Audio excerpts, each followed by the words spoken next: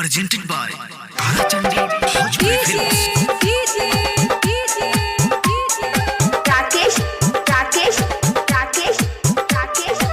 बिलासपुर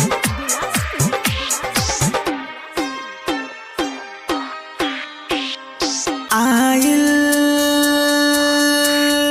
नया साल रे छोड़ले कवना हाल में एको बेर पीछे नाते देखले नया साल में बदल गईले नहीं पता रहे चली जहिबे नया साल में बदल गईले नहीं पता रहे चली जहिबे नया साल में बदल गईले आइल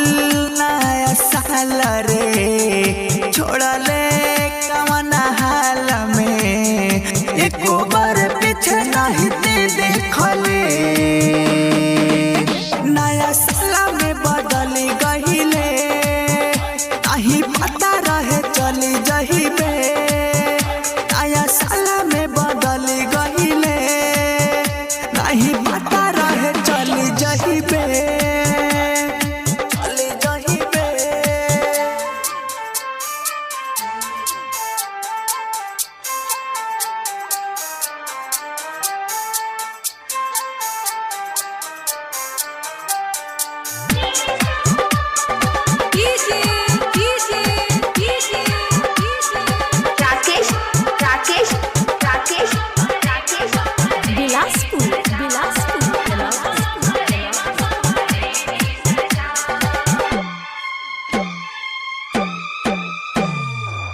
तोहरे से प्यारे रहे रानी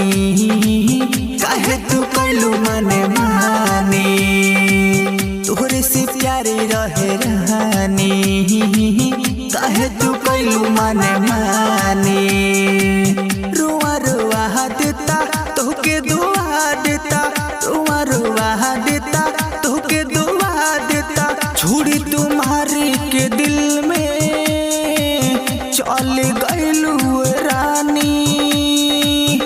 के गरीब हमके छोड़ गईले नया साल में बदल गईले नहीं पता रहे चली गईले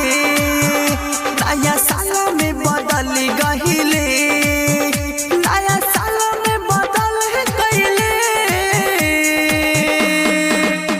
नया साल में बदल गईले नहीं पता रहे चले जहिबे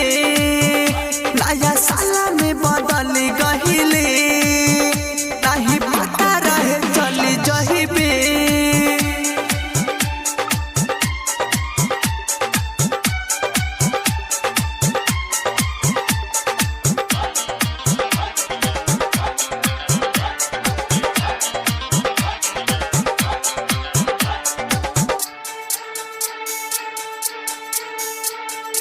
राकेश राज बिलासपुर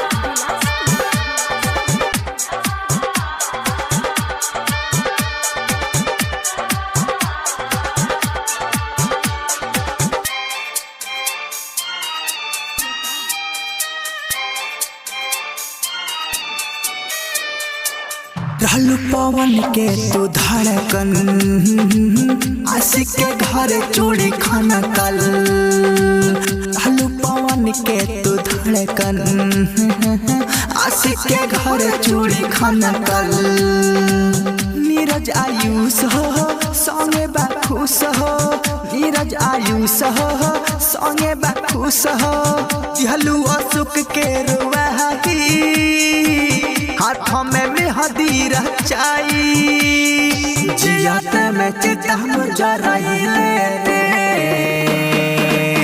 नया साल में बदल गईले नहीं पता रहे चली गईले नया साल में बदल गईले नया साल में बदल गईले नहीं पता रहे चली गईले। गहिले नहीं पता रहे चली जहिबे नहीं पता रहे चली जहिबे। अरे हमके पता ना रहे कि